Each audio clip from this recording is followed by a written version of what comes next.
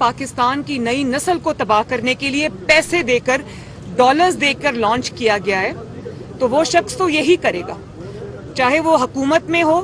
वो तब भी यही करेगा जब वो हुकूमत में था, तो उसने IMF के साथ जिस तरह की डील की, जिसके नताइज आज भी पाकिस्तान भुगत रहा है, और पाकिस्तान की मईशत को इसने तबाही के धाने पर पहुंचा दिया, लैंड माइन्स बिछा के चला गया,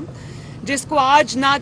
हुकूमत अपना सर तोड़ कोशिश के बावजूद एक एक करके चुन रही है, बेहतरी के रास्ते पे लाने की कोशिश कर रही है। लेकिन आप ये देखें कि जो कुछ वो करके चला गया इस मुल्क के साथ, लॉन्ग टर्म उसके बहुत इम्प्लिकेशंस हैं।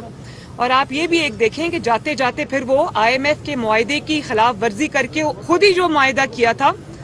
और उसमें स्टेट बैंक को भी गिरवी रख गया और फॉरेन एजेंट्स को लगा के चला गया। फिर वो जाते जाते वो मुआहदा भी फाड़ के चला गया, प्राइसेस ड्रॉप करके चला गया। और आप ये देखें आज तक पाकिस्तान की मईशत उस अटैक से संभल नहीं पाई। तो अगर हुकूमत में हो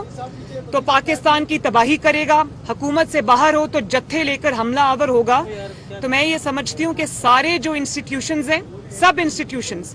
चाहे वो अदलिया हो, चाहे वो अफवाज पाकिस्तान हो, चाहे वो पॉलिटिकल फ्रेटर्निटी हो, चाहे वो हुकूमत हो, मैं समझती हूँ कि सबको इस चीज़ पे कंसेंसस होना चाहिए कि ये एक फितना है